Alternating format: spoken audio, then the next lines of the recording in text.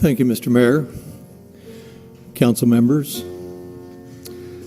The item that is before you this evening is to consider a tax sharing agreement between the City of Livingston and the County of Merced.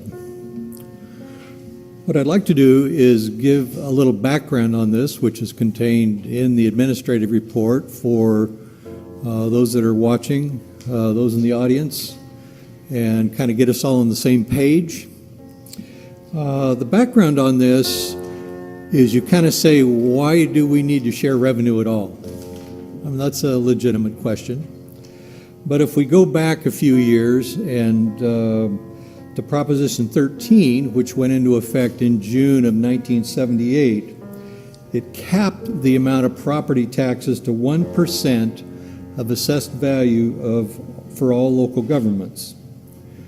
And you say, well, okay, that kind of capped it. What was it before then? So previously, each individual local government had the ability to annually set rates and levy property taxes. So before Proposition 13, the average tax rate was 2.67%. So as I mentioned earlier, the property tax rate under Prop 13 was capped at 1%.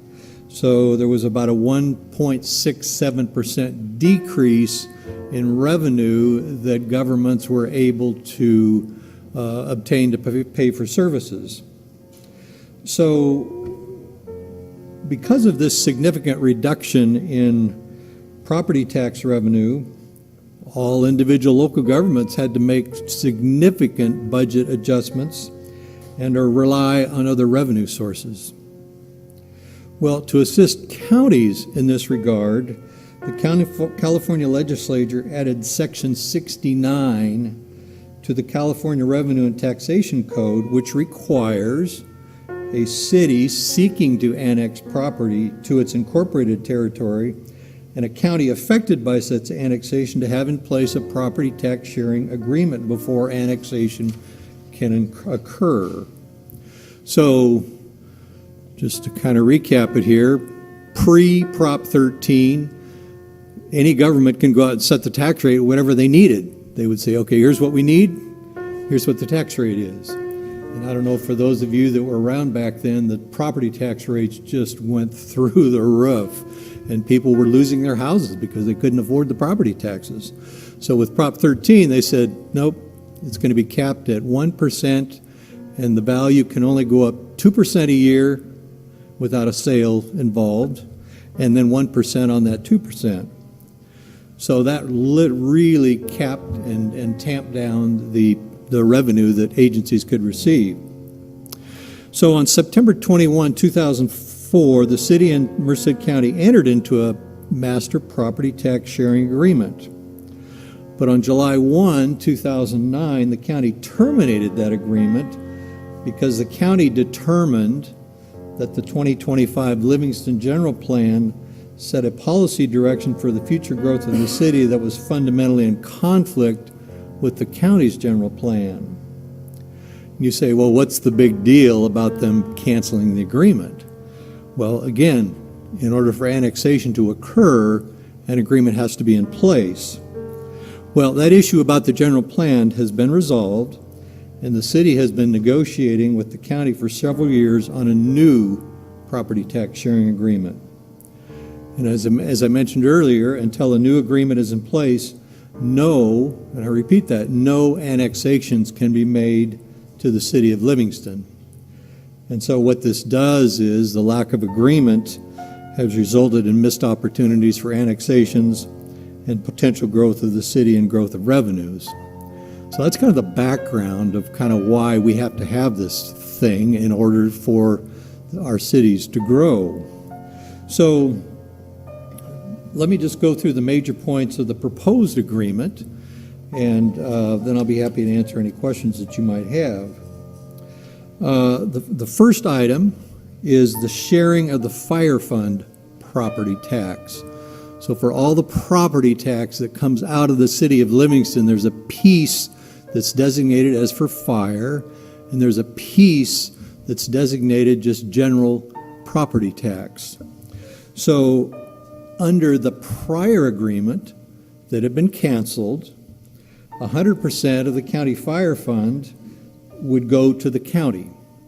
Now, if we just kind of remind ourselves, the county, we contract for services through the county through CAL FIRE. So all the money is going to them for the fire, and then that is used by the county to pay for the CAL FIRE folks that they put over here and for the volunteers. So on the county piece, it's the same as it was under the old agreement.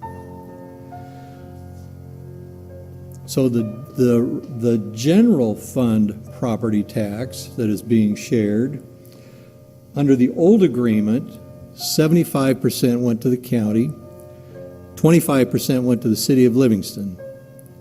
Under the proposed agreement, 63% of that would go to the county and 37% goes to the city. So there's a little better deal for the city on the property tax side. We end up with a little bit more. Now there's a new piece that they have added, and that is the sharing of sales tax. Now, just to make sure we all understand this, Section 99 of the California Revenue and Taxation Code provides only for the sharing of property tax. It doesn't include the sharing of sales tax. But in this county, the cities of Los Banos and Atwater currently share sales tax with the county of Merced with their tax sharing agreements. The city of Merced shares part of their sales tax, but not as part of their revenue sharing agreement. It's a separate agreement. The proposal from the county on the sharing of sales tax is that effective January 1, 2024, the city would share 5% of its 1% Bradley Burns sales tax receipts. 4 years later, effective January 1, 2029, the city would share 7.5% of its 1% Bradley Burns sales tax receipts with the county of Merced. Currently, the city of Merced shares 7.5%, so the percentages would be the same. The term of the agreement would be for 10 years, and then there's some provisions on how the termination would go into place. But one thing that the agreement provides for is if the agreement is canceled, the sharing of sales tax and the sharing of property tax continues. There's no abatement or discontinuance of that. It would continue. There are a couple other things in here as far as agricultural mitigation. It's where the city of Livingston would participate in future discussions to establish an agricultural mitigation program. And then there's some language in here on city and general plan cooperation. The county and the city would refer applicants received by each and consider all comments before forwarding the application to the local agency formation committee. So just a comment on the sales tax. Again, other cities in this county do share sales tax, but I just want us all to just remind ourselves that Livingston is different when it comes to sales tax. You really can't buy the same stuff in Livingston that you can in Merced, in Atwater, in Los Banos. And the reality is a lot of citizens here go elsewhere, Atwater, Merced, Turlock, to buy some of their things. And so the city does not receive the kind of sales tax that these other areas do. So with that, I'd be happy to answer any questions that you might have. Okay, thank you, Mr. Grant. Before we open it up for questions from council and then from the public, I just wanted to point out that I had the opportunity to negotiate the original agreement that was canceled in 2006, and then also working with Councilmember Aguilar, we worked for many, many months in trying to come up with the best deal possible for Livingston. Along the ways, I think we fought hard for the community, for the city. As you mentioned, originally it was 75-25. We're a little better this time around. And also, we do have something that Atwater and Los Banos does not have, the ERAF. I think that's a huge benefit to Livingston to get into the ERAF agreement, because it does actually offset some, if not all, of the sales tax that we'll be sharing in 5 years. So I think some of that is possible.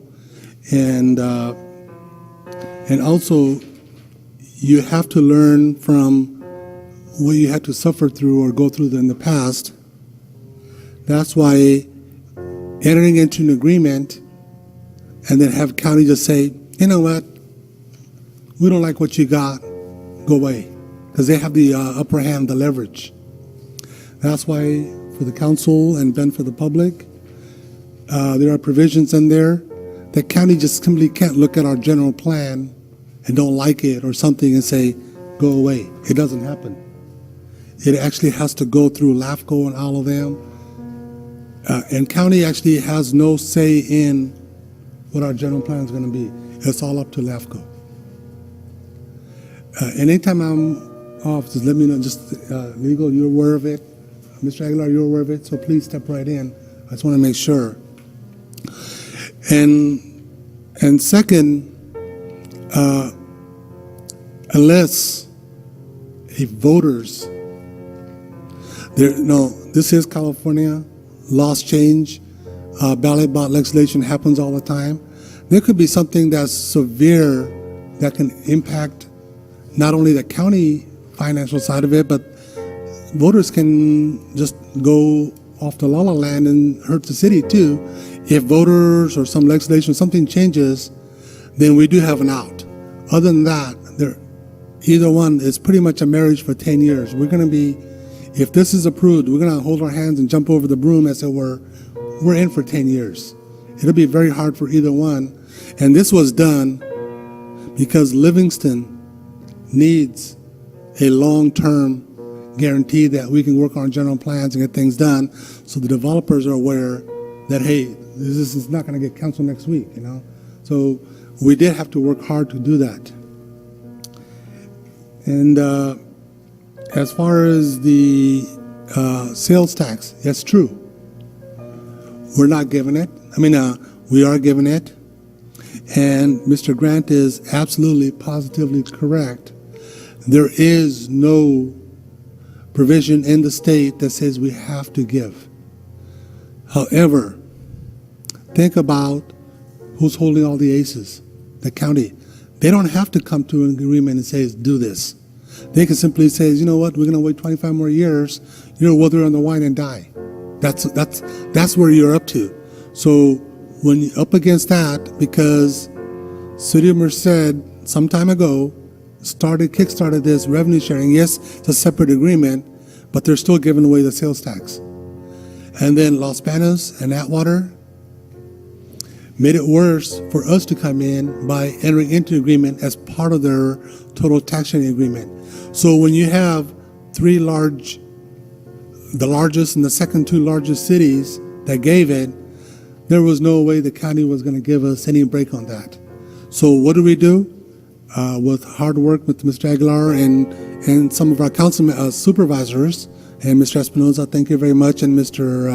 McDaniel, we came up with something that was palatable for both of us. We didn't want to give it, they were not going to do it, so what do?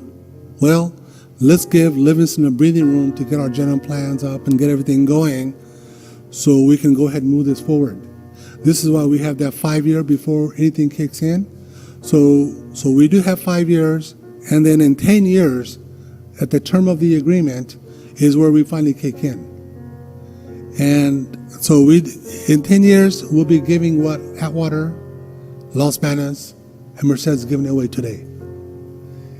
It is true that Dos Palos and Gustin are not doing it. I don't think they're on the county's radar for now because there's not enough there to really tap into. I believe in 10 years, the total impact to the city will be approximately $70,000 in sales tax, I believe. Am I correct on that? It's about, in 10 years, we'll be giving $70,000 worth of our sales tax to the county. Now, we could go at it like trying to work, but how much is this delay or lack of having an agreement has cost the city already? We have general plans going to take a couple of years. We have to do that. So if we were to fight for that, just by delaying in 1 or 2 years, how much have we lost in development and other improvements, other things that we could do for the city? So Mr. Aguilar and I, and I'll let you speak in a moment, Mr. Aguilar, we had to take that into consideration. And so did we get everything we want or we have now? In some ways, yes. In some ways, no. But did we get the best deal possible? I believe we do. Did the county get everything they want? Absolutely not. They were fighting us tooth and nail on ERAF. And everybody, all of our staff, and I want to thank each and every one of them. I want to thank Mr. Grant and Mr. Ramirez. They taught me more about ERAF and everything that I would ever want to know. But it was a good lesson, and I think Mr. Aguilar would weigh in on the same thing. We learned more about this stuff than you ever will believe. However, it is what the best we can come up with, and I believe that moving this forward will be a benefit to Livingston in the long run. Mr. Aguilar, do you wish to add? I just want to say you did a good summary of everything, but I know this is a complicated and a big issue, so I want to give the opportunity to the other council members to ask questions or Of course. or give feedback and all of that. Okay, so I will start out with Mr. King. Do you wish to make any comments? Yes, I would like to kind of have a workshop on it where I can understand it more before I make my decision.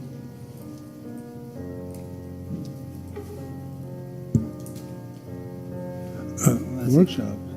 Yeah, just to understand because a 10-year process, agreement, I kind of want to understand what we're getting ourselves into. Okay. Councilwoman Baptista? Mr. Aguilar? Mayor Pro Tem? Actually, I do.